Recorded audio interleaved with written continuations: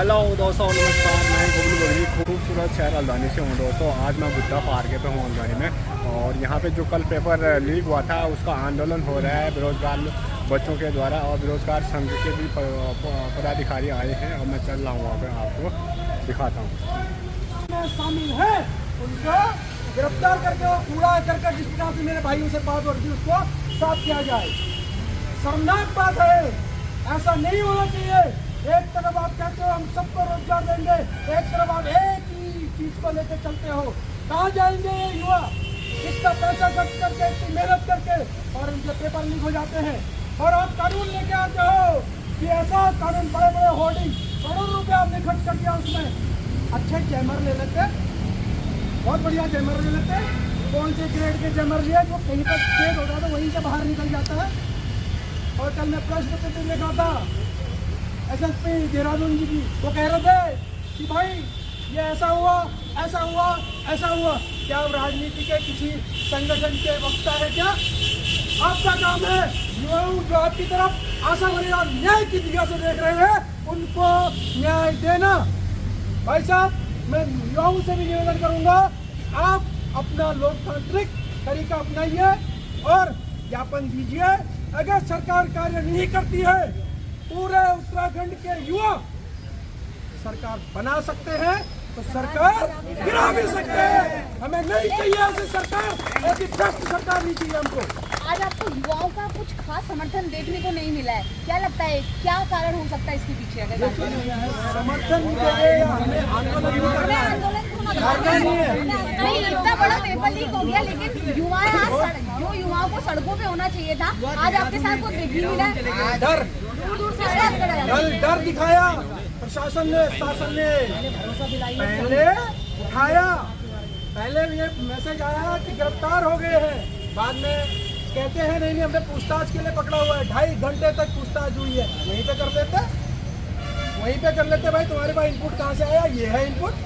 मेरे पास कहाँ से इनपुट आया? फेसबुक से आया, मुझे जानकारी है।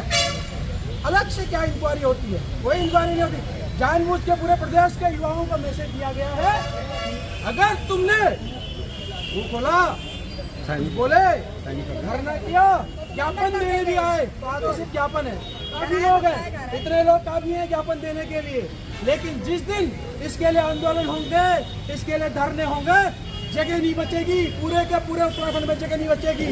हमारी नौकरियां बांटोगे, हमारी नौकरियां बेचोगे, अपना घर बढ़ाओगे, हमारे बच्चे कहाँ जाएंगे? क्या हम सिर्फ पकौड़ी तले? क्या हम सिर्फ बर्तन मांजे दूसरे राज्य में जाके? ये राज्य हमारा है और हम इस राज्य में काम करेंगे और इस राज्य के साथ खड़े रहेंगे। अगर आप साथ दे सकते हो तो दीजिए, नहीं दे सकते हो तो हट जाइए। युवा मांगे हम क्या मांगे? सीबीआई। युवा मांगे सीबीआई। हम क्या मांगे? सीबीआई। मैं क्या मांगू? सीबीआई। उत्तराखंड मांगे सीबीआई। नहीं चलेगी, नहीं चलेगी, तानाशाही नहीं चलेगी, नहीं चलेगी, नहीं चलेगी, तानाशाही नहीं चलेगी। इनकलाब जिंदाबाद, जिंदाबाद जिंदाबाद। मुस्करदामी होश में आओ, होश में आओ, होश में आओ, मुस्करदामी होश में आओ, होश में आओ, होश में आओ, मुस्करदामी होश में आओ, होश में आओ, होश में आओ। यूके SSS आयोग मुर्दाबाद, मुर्दाबाद मुर्दाबाद। यूके SSS के अध्यक्ष मर्तोलिया जी इस्तीफा दो, इस्तीफा दो, इस्तीफा दो, यूके SSS आयोग के अध्यक्ष मर्तोलिया जी इस्तीफा दो, इस्तीफा दो, इस्तीफा दो, यूके SSS आयोग के अध्यक्ष मर्तोलिया जी इस्तीफा दो, इस्तीफा दो, इस्तीफा दो। पेपर चोर गद्दी छोड़, पेपर चोर गद्दी छोड़, पेपर चोर गद्दी छोड़, पेपर चोर गद्दी छोड़, पेपर चोर गद्दी छोड़, पेपर चोर गद्दी छोड़, पेपर चोर गद्दी छोड़। अगर ये स्थिति नहीं सुधर रही है तो शायद अब हम लोगों ने ही स्थिति को इतना भयावह, इतना गंभीर कर देना चाहिए ताकि उसके बाद ये धामी की निकम्मी सरकार इस बात को समझ जाए कि हाँ, अब वास्तव में आयोग का कूड़ा जिसको हम इतने सालों से ढो रहे हैं। इन्होंने अध्यक्ष सचिव परीक्षा नियंत्रक तो बदल दिया था 2022 में, लेकिन उसके अंदर जो कूड़ा भरा हुआ था आयोग के अंदर, उसको उन्होंने वैसा का वैसा ही रखा। वो डस्ट आज जब जमा हुआ तो आप देख रहे हैं कि आप सब युवाओं के सपनों के गले को घुटने का वो डस्ट काम कर रहा है। तो इसके विरोध में आज हम लोग यहाँ से जिलाधिकारी कार्यालय जाएंगे और उनको ज्ञापन सौंपेंगे, और ज्ञापन अपने साफ और स्पष्ट लिखा है कि ये परीक्षा कैंसिल होनी चाहिए, पहली डिमांड। दूसरी डिमांड, आयोग के अंदर जितने अधिकारी कर्मचारी हों सबकी सफाई होनी चाहिए। तीसरी डिमांड, जितने हाकिम सिंह गैंग पिछले 150 लोग पकड़े गए, इस बार भी मुझे लगता है कि 150 से 300 लोगों की संख्या होगी। एक तरफ हम रोजगार में बढ़ोतरी नहीं कर पा रहे हैं, लेकिन हाकिम गैंग की लगातार बढ़ोतरी, और अगर इसमें सीबीआई जांच हो जाए, आज इस ऐतिहासिक बुद्ध पार्क में कह रहा हूं 1000 से ज्यादा लोग अंदर नहीं गए तो हमारा नाम बदल करके रख देना। युवाओं का रोजगार बढ़ाने की जगह ये हाकिम सिंह गैंग को बनाने का काम कर रहे हैं। तो हम चाहते हैं कि इस पे सीबीआई जांच हो, और उत्तराखंड बेरोजगार संघ पूरे 2 साल सीबीआई जांच की डिमांड को लेकर के देहरादून के एकता विहार में धरना प्रदर्शन हमने किया। जब रंग 2.5 साल के बाद हमको वहां से उठाया गया, ये कहकर के नकल विरोधी कानून आ गया। लेकिन क्या कैसा नकल विरोधी कानून आ गया आप सब लोगों को पता है।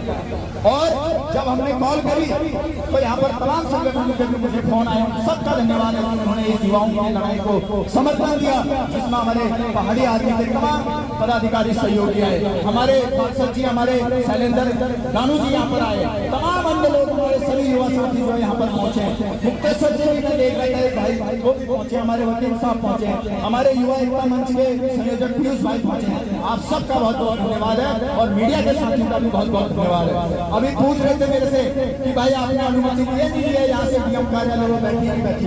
अरे भाई तो क्या तुमने हमसे अनुमति ली? एक बार आयोग को भी तो पूछना चाहिए था कि 30 तारीख का पेपर कराए नहीं कराए, पूछना चाहिए था, नहीं पूछना चाहिए था।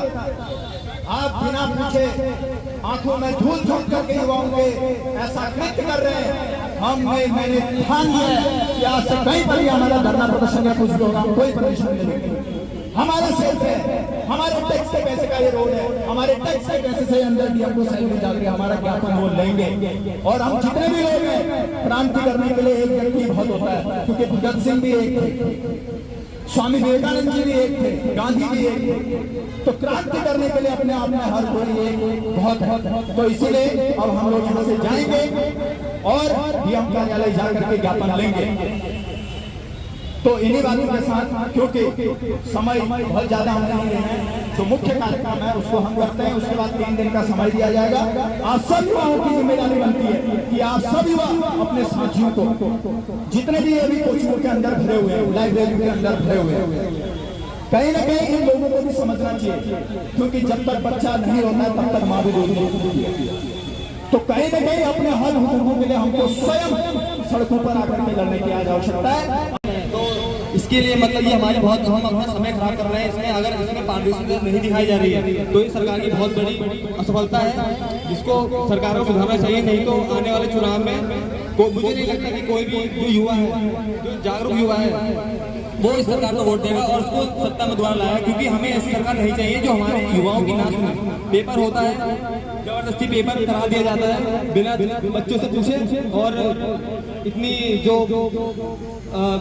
प्राकृतिक आपदाएं आ रही हैं उस पर नहीं ध्यान दिया जाता है। क्योंकि बच्चा जो है बाहर से आता है और यहाँ पर आके उसको इतनी समस्या देखनी पड़ती है, वो नहीं आ पा रहा है, और यहाँ पर जबरदस्ती की मतलब पेपर की डेट नहीं आगे एक्सटेंड की जा रही है, और उस पर जो सरकार का रुख है बहुत ही निंदनीय है। तो हमें हमारी मांग ये है कि अपने युवाओं के लिए सरकार को अगर करती है ठीक, नहीं तो हम आंदोलन करने के लिए हम बाधित होंगे।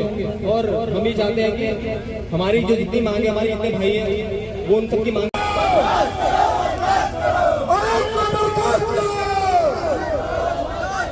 धन्यवाद। अब हम यहाँ से जिलाधिकारी कार्यालय पर जाएंगे और आ गया सबके ऊपर राज, सरों का ताज। सरदार भी तुम्हारा है, सच को झूठ बोलो, बार भी तुम्हारा है। क्या बात है, क्या बात है। सच को झूठ बोलो, बार भी तुम्हारा है। कहाँ जाए आज के फरियादी, कानून भी तुम्हारा है, दरबार भी तुम्हारा है। जीएस मर्दोरिया कहता है कि जैमर लगे सारे सेंटर में। हमने जेसीबी की व्यवस्था तो रोड खोलने के लिए कर दी है, लेकिन जैमर की व्यवस्था व्यवस्था इनसे नहीं हो पाई है। 8 लाख का सेंटर से पेपर लीक हो जाता है, शर्म नहीं आती है, शर्म को कहता है कि 3 पेज अगर बाहर आए तो वो पेपर लीक उसमें नहीं आता, पेपर लीक नहीं माना जाता है। अरे ऐसा सब मैं प्रयोग मैं नहीं करना चाहता हूँ क्योंकि उसमें आयोग के पद पर बैठा हुआ है, लेकिन अगर शर्म है तो इस्तीफा दो, शर्म करो कि आज के युवाओं का भविष्य अंधकार में लगे हुए हैं। जेसीबी लेके रोड खोलने को तैयार है, लेकिन पेपर को पोस्टपोन करना चाहते हैं क्योंकि आयोग की मंशा पहले से आई थी, इससे ले लिया नहीं जाएंगे, उससे वादा किया है कि इसको पेपर की होगा, जब भले पैसा यानी कि वो कहते हैं ना कि जवान नहीं जानी चाहिए, पैसा ले लिया जवान नहीं जाएगी और 21 तारीख को पेपर होगा। ऊपर से आयोग कहता है 1 दिन पहले आप एग्जाम सेंटर पहुंच जाओ क्योंकि हमने तो एग्जाम जो लीक पेपर तो लीक कर दिया, तुम पहुंचो उससे कोई फर्क नहीं पड़ता है।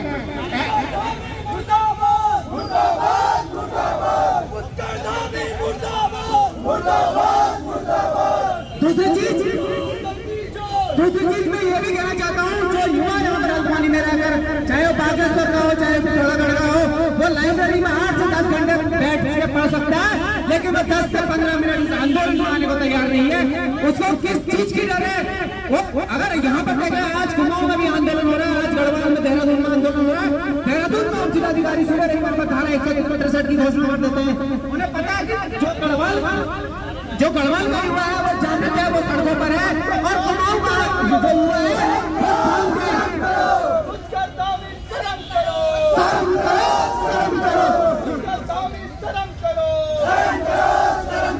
आयोग के अध्यक्ष इस्तीफा दो, आयोग के अध्यक्ष इस्तीफा दो, आयोग के अध्यक्ष इस्तीफा दो।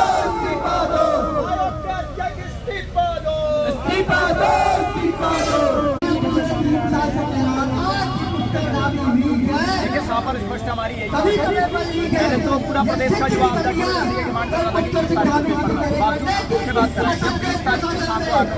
तो हम समझ गए कहीं ना कहीं आयोग ने जुबान दे दी है उन लोगों की, जहाँ पर जिस भी परिस्थिति में जिस स्थिति में युवाओं को हमारी जरूरत होगी हम इन युवाओं के साथ पेपर लीक से आक्रोशित हुए हैं दोस्तों, और उत्तराखंड के सारे युवा और यहाँ अल्दानी बुद्धा पार्क में आंदोलन जारी है। परीक्षाओं की तैयारी कर रहे हैं, लेकिन जब परीक्षा आती है तो उत्तराखंड में एक नियम बन चुका है कि वो पेपर लीक हो जाता है। हैंडसम मुख्यमंत्री है, उन्होंने एक नकल विरोधी कानून निकाला और उसके बाद वो नकल विरोधी कानून की खुद ही वाहवाही करी, खुद ही भारतीय जनता पार्टी ने पूरे प्रदेश में रैलियां निकाली, पूरे प्रदेश में जनसभाएं करी। धन्यवाद मोदी जी, धन्यवाद दावी जी, आपने उत्तराखंड नकल विरोधी कानून दिया। लेकिन हम पूछना चाहते हैं पुष्कर सिंह धामी जी से, ये आपने कैसा नकल विरोधी कानून दिया? आज भी परिस्थितियां वही है, हमारे प्रदेश का युवा आज भी पेपर देने जाता है तो वो पेपर आज भी लीक हो जाता है। तो ये साफ साफ दर्शाता है कि हमारे प्रदेश का मुखिया, हमारे प्रदेश का मुख्यमंत्री वीक है, हमारे प्रदेश का मुख्यमंत्री कमजोर है, इसीलिए हमारे प्रदेश का पेपर लीक हो जाता है।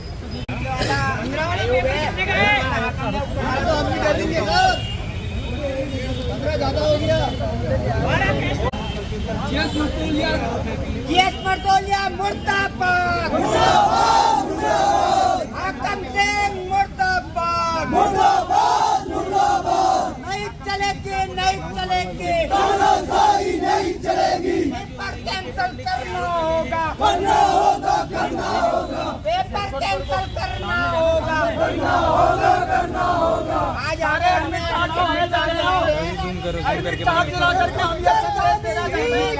तभी तो पेपर लीक है, तभी तो पेपर लीक है, शर्म करो, शर्म करो, जिंदाबाद, युवा शक्ति जिंदाबाद, जिंदाबाद, जिंदाबाद, पुष्कर धामी वीक है, तभी तो पेपर लीक है, पुष्कर धामी वीक है, तभी तो पेपर लीक है, पुष्कर धामी मुर्दाबाद, मुर्दाबाद, मुर्दाबाद, आयोग के अध्यक्ष इस्तीफा दो, इस्तीफा दो, इस्तीफा दो, शर्म करो, शर्म नहीं तो डूब मरो, डूब मरो, डूब मरो, यूके ट्रिपल भंग करो, भंग करो, भंग करो, यूके ट्रिपल भंग करो, भंग करो, भंग करो, यूके ट्रिपल भंग करो, भंग करो, भंग करो, मुख्यमंत्री जवाब दो,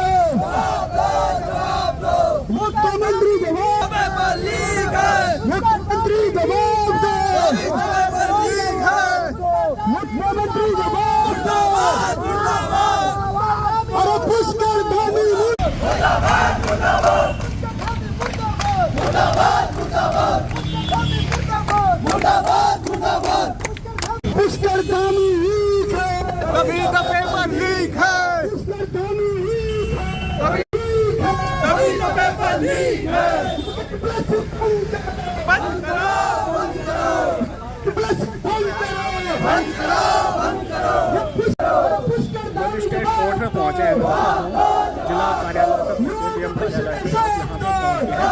युवाओं के भविष्य का साथ दो,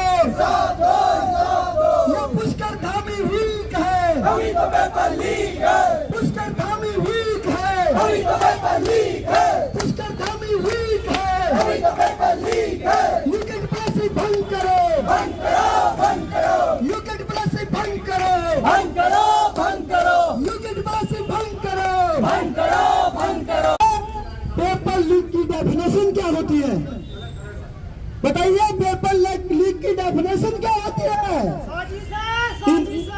इनका कहना है कि 3 पेज बाय डिफॉल्ट किसी सेंटर से वो बाहर चला गया, मात्र 3 पेज, मात्र 3 पेज, और ऐसे सेंटर से बाहर चला गया जिस सेंटर में जैमल लगाते हैं, जिस सेंटर पे जैमल लगाते हैं उस सेंटर से युवाओं का भविष्य का पेपर लीक हो जाता है।